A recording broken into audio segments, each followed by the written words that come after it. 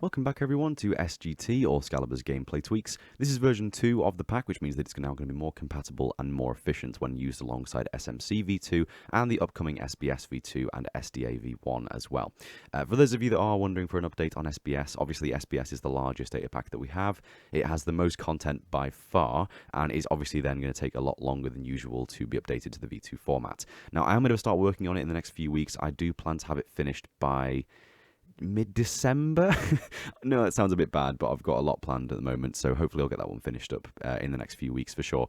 But if not, you know, sorry, but I might also consider just releasing a hotfix for v1.1 as like v1.2 with just like one tiny change to the thing that breaks it. I don't know, maybe we'll just do either, but obviously it will need to be updated to the v2 format at some point. Now, a lot of you have joked that I've become allergic to making a video under 15 minutes, so I'm going to try and aim for that today. I'm already 1 minute in, so that's 15th of the video. Wasted. Wonderful. Before we show you anything else today, I just wanted to show you a little cleanup that I've done with the recipe book as well. So if we search for wool, you will now see that there are actually 3 recipes for wool. Usually in default Minecraft you have white wool, which is 4 string to 1 wool, and then you have this collection of all these different types of wools where you use 1 dye, 1 wool to get the dyed wool variant. As you can see there, all the different variants of wool. Now I add a recipe, as you guys may know, as carpets to wool. Now, usually in Minecraft, when you craft carpet, you would actually spend, I believe it is 3 wool and you get 16 carpet. I think. I'm not entirely sure of that, but I think that's usually how it works. I've basically changed this so that you can now do carpet uncrafting. So basically, you put 2 wool in to get 8 carpet, which doesn't make that much sense considering that carpet is a 16th of a block layer, but it will be either 8 or 32 given this recipe, so I opted to go with 8. And then if we go back to wool and see the recipes here, there are quite a number of different recipes. You can do 4 carpet back into 1 wool. So basically you can craft all your carpet back into wool and then wool back into carpet. It's kind of now like a reversible process, so you can just make sure you have the exact number of carpet that you actually need. Now previously these 8 recipes, these 16 recipes were actually all spread out in the recipe book, but now I've written a thing just to group them together like this, so you'll have all of them under one heading, and they're not bulking out the recipe book with a huge amount of recipes. Now, Minecraft does do this with most of its things in vanilla, so with banners, as you can see there, we have all the different banner recipes all grouped up together, and of course the same thing is done with wool as well. This is the vanilla wool recipes, they're all grouped up under one group, so just to make things a little bit nicer. Now, another recommendation from one of you was to have a few shapeless crafting recipes. I think this was actually taken from an idea from another pack entirely, but I'm not 100% sure on that. But basically, it's the idea that bread, cookies, and sugar, or not sugar, bread, cookies, and paper should now be craftable in the 2x2 crafting window that you would usually have in survival mode. So if I was to do game mode survival, you can see we have the 2x2 window. If I was to do give Skaliber wheat 3, I could now put 3 wheat in that crafting window and craft myself some bread. Now, there isn't really a reason why you wouldn't be able to do this, because obviously, like, I don't know, it feels kind of strange that you need to have that 3-wide crafting grid to craft certain things, especially cookies as well. So I think this is a really justified change. If you want to craft bread, cookies, sugar from either sugarcane or bamboo as well now, you'll have a much easier time crafting it in the survival crafting window, just to make things a little bit more convenient for you. So again, that applies to bread. Cookies, which, you know, I feel like I've never crafted cookies in my life before, but that's actually the recipe, 2 wheat, 1 cocoa beans. Paper from sugarcane, which will now also give you 6 paper, and we'll talk about that one in just a moment. And also bamboo to paper as well, which will still just give you the 1 paper. Now, as I mentioned there, another change that we have made is the number of paper that you'll get from sugarcane. When I originally added this recipe to give 3 bamboo to 1 paper, it kind of made sugarcane a bit useless. Like, sugarcane would, at that point, just be the really inferior way of crafting paper, because, of course, sugarcane can only grow 3 tall, and you only really want to break the top 2 pieces, but with bamboo, bamboo can grow 20 blocks tall, and you want to break all of it. So, on average, you'd be getting about 2 sugarcane per plant, and you'd be getting about 10 bamboo per plant because of the 50% drop chance. So, it's very easy to see how the bamboo recipe then was clearly much more powerful than the sugarcane recipe, even obviously if they would take a little bit longer to finish growing entirely and weren't as consistent as the 3 high sugarcane. So basically, to encourage players to use sugarcane as opposed to just using bamboo for everything that bamboo can do already and paper, I've made it so that sugarcane is now a lot more powerful for crafting paper. So you get 6 paper from sugarcane and only 1 paper from bamboo. Now, one other change I want to make as well, which I actually really quite like, is to do with block loot tables. This isn't something that I've really explored much in the past, but block loot tables are actually incredibly powerful, and I think there's a lot more that we could be doing with them as well in the future. So basically, when you take a jungle tree, or a cacao tree as it's called in my resource pack, it will actually have a small chance of dropping cocoa beans from the leaves. This was another recommendation from someone in the Discord. I'm so sorry that I don't remember who you are, but Thank you for your suggestion as well. So if I was to do /fill, let's just do 5 by 15 by 5, and then, wait, no, that wasn't right. 5 by 15 by 5, and then -5 by -15 by -5, and then we'll do air, replace, jungle. Oh god, that was a bit loud. So yeah, it will replace all of the jungle logs with air, and then I can do, oh crap, yeah, game rule. Oh, it's already on, okay. I thought tile drops was off, but it's not. That's good, okay. So yeah, as these leaves clear up, you'll see that we get the usual amount of saplings that we would expect from a tree dying like that. But if we speed things up a little bit, I'll do game rule, random tick speed 300, the leaves will clear up, and you'll see that we'll actually get quite a few cocoa beans from the tree as well. Now, the way I've written this loot table is very specific. I've actually made it so that you get slightly less cocoa beans than you would do jungle saplings, and that's exactly the way I want it to be. So you remember that we had the 1 jungle sapling before, and the bone meal, obviously, as well. So now we have 13 cacao saplings and 4 cocoa beans, and I really like that. I think that's a good way of doing it. So if you happen to grow jungle trees and you like to have that large amount of pink or orange wood, again, if you're using scare, it'll be orange, then obviously you will now get a little bonus of some cocoa beans on the side when you cut your tree down. I really like that. I think it's a good way of doing things, because obviously all of the jungle trees do actually have this kind of texture which hints at the idea that there is a cocoa bean on there somewhere. So obviously when it gets dropped very rarely by the trees, it's just, in my opinion, it's similar to how an apple would drop from an oak tree occasionally. I think it's just a nice little thing to get alongside your usual loot tables. So you guys may remember in SGT version 1.3 I added string to birch trees. We now have obviously apples from oak and dark oak, and we now have cocoa beans from jungle tree leaves as well. So if you guys can think of anything that would drop from pine trees or acacia trees, then that would be really cool. We could like complete a little module there of like trees having all different kinds of secondary drops. I think that would be really cool.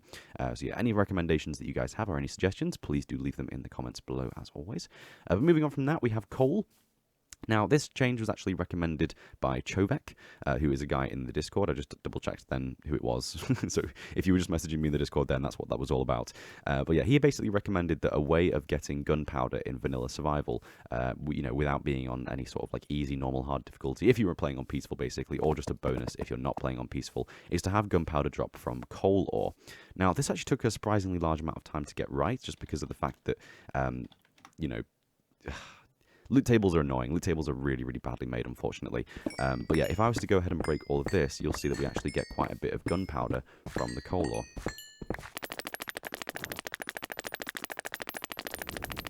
And there we go. So we have quite a bit of coal ore, as you can see. We got the 64, 64, and 9. That was a result of us having Fortune 3. And that's just my way of saying that basically the gunpowder that drops from coal ore is actually drastically increased by having Fortune. That was a surprisingly difficult thing to set up, unfortunately, but that's just the way the game works. But yeah, so if we have ourselves a Fortune 3 diamond pickaxe and break a ton of coal ore, we'll actually get a quite nice amount of gunpowder as well. That's like 5 TNT blocks that we've just made right there, just from harvesting a tiny bit of coal. Now, my main kind of goal with this is to give coal a late game use, because I know a lot of people, as soon as they have like a blaze farm or some other form of infinite fuel source, be it a carpet duper if you're a bad person or whatever. I'm only kidding, by the way. But basically this gives you a reason to actually still mine coal other than just for XP, because obviously later in the game coal does become a little bit useless. But yeah, you can get coal, and you can also get an additional bit of gunpowder as well. So if you're mining late game and you see some coal in a mine shaft or anything like that, you might still want to get it just for the possibility of getting yourself some gunpowder. Now if I go back to game mode creative, here we are. So in this chest right here, I've got myself some eggs. And again, if you are in the Discord, you will have already heard about this little change, because I've been talking about it quite a bit to you guys. But basically, any eggs that are thrown in world right now will actually have a scoreboard attached to them, which will make them count up and then hatch a chicken if they reach an appropriate value. This was actually surprisingly easy to set up. I'm really pleased with the way it works. But if I was to do scoreboard, objective, set display, sidebar, hatch, as you can see there, all the egg entities on the floor right now, of which there are currently 7, actually have a counting scoreboard, which is counting towards them hatching. I just realized game rule, random tick speed 3, because that can actually mess with that quite a bit, unfortunately. But yeah, so these eggs are all counting up to a certain value, and when they hit a certain value, there is a chance that they will either despawn or hatch a chicken in their place, and there is a 1 in 256 chance that they will actually spawn 4 chickens as well, which is obviously the same chance as when you throw an egg at a wall, and you get that really rare chance of getting 4 chickens instead of 1. So if I was to do scoreboard players set at entity type equals item, hatch, and I believe 5,900 should do it. When these guys get to 5,950, as you can see there, it will run a randomizer, which will attempt to change the way that the eggs work, and then if it does choose to spawn a chicken, it will change the count of the item stack to -1, so it will kind of reduce it by 1, and it will then spawn a chicken in its place, as you can see there. Now, again, if I just do 5,900, it's going to reset all the other eggs, and they're going to count up. And there we got no chicken spawns, which is fine because it is only a 1 in 8 chance. And then for these last ones, I'll just do it, and they just got despawned once again. So yeah, so basically, whenever you have eggs thrown on the floor, if you wait around long enough, there is a chance that they will drop chickens, or just a chance that they will just simply get destroyed and nothing will happen. If you have stacks of chicken eggs, then it will actually count them properly, as opposed to just destroying the entire stack or spawning a multitude of chickens in one spot, which would be kind of strange. So obviously, you know, the way that this works is a little bit finicky. I really dislike how item stacking works in Minecraft. This was a big problem when doing the cauldron changes as well. But basically, you can just simply throw a bunch of eggs on the floor, and they will eventually hatch in the same way that if you would throw them at a wall. Now, I've obviously realized that, you know, if it's the same chance of throwing them on the ground, why would you like throw them on the floor for them to hatch? Well, this isn't actually for automation.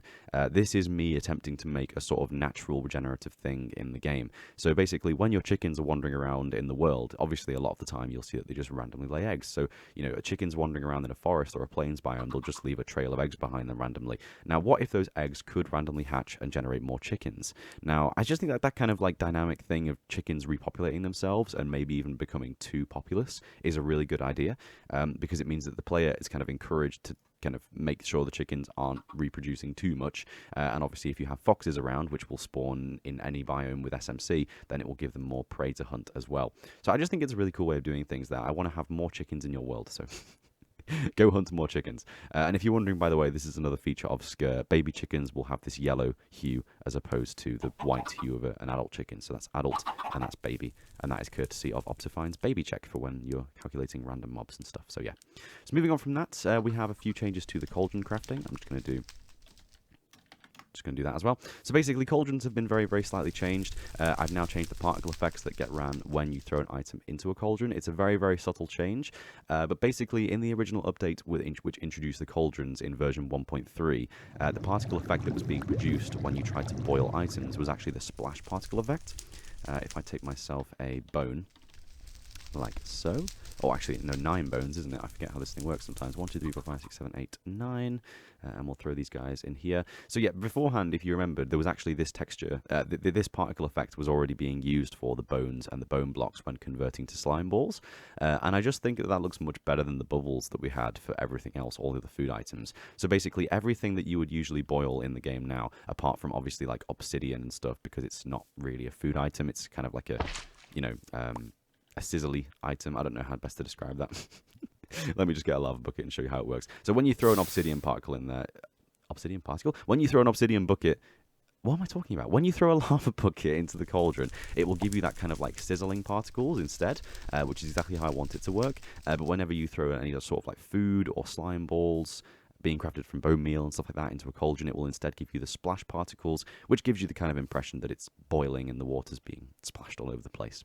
Now, finally, one other change that I want to mention is that, obviously, as you guys will have picked up from the thumbnail, Forgiving Void has now been moved to SGT. As soon as you install SGT, SFV will be off by default, but you can always re-enable it by using the functions associated. So if I do scoreboard, objective, set display, sidebar, scal settings, we can see here we have Forgiving Void 0 and Reentry Effects 1. So from now on, whenever you install SGT, Forgiving Void is now completely integrated into SGT. You don't need to download any additional data packs, but obviously if you don't want to have Forgiving Void, it will be off by default, or you can always just turn it off by using the functions. So if I was to go function, Skaliber, gameplay tweaks, settings, Forgiving Void, we can turn it on. Players that fall into the void in the end will be teleported back to the overworld. And I'll very quickly demonstrate how this works by going over to the end here. If I was to do game mode survival, I forget how loud the dragon is. If we go into the void now, you're going to see that we'll be teleported back to the top of the overworld. If I get just a little bit low down enough, like this, you can see that I will get boop, teleported, and I'll be teleported back to the overworld with a horrendous amount of hunger, nausea, and poison. And the whole point of this is that if you're playing in hard mode, the combination of hunger and poison will basically mess you up and you eventually will die. Now, the nausea is also horrible because if you have an elytra, as you can see here, I can't tell which way's up. Like, the horizon is my only way of telling where the hell I'm going.